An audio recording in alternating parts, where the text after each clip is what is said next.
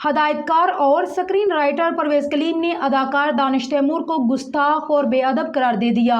एक YouTube interview के दौरान मेजबान ने परवेज कलीम से सवाल किया कि हाल ही में फिल्म डायरेक्टर इकबाल कश्मीरी ने भी दानिश तैमूर को अपने प्रोजेक्ट में लेने के लिए बहुत कोशिश की, लेकिन उन्होंने इनकार कर दिया। क्या वजह है कि पहले जो आर्टिस्ट काम के लिए तरसते थे, अब वही आप समेत इकबाल कश्मीरी और चौधरी कामरान के साथ भी काम नहीं करना चाहते?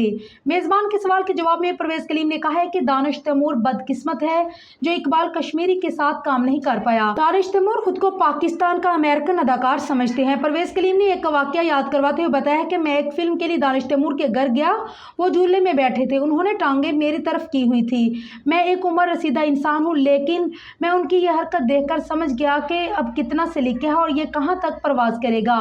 दानिश तैमूर बेअदब लड़का है, उनकी फिल्में फ्लॉप होने की वजह भी उनकी बेअदबी है। वो गुस्ताख है, आज भी वो माफ़ी मांग ले तो अल्लाह उसको माफ़ कर देगा। दूसरी जानिब परवेज कलीम ने अदाकार फैसल कुरैशी और अदाकार सऊद को फिल्म इंडस्ट्री में डेब्यू करवाने का दावा किया है। उनका कहना है कि अफशा कुरैशी के कहने पर मैंने कम उम्री में फैसल कुरैशी को बतौर हीरो किरदार दिया।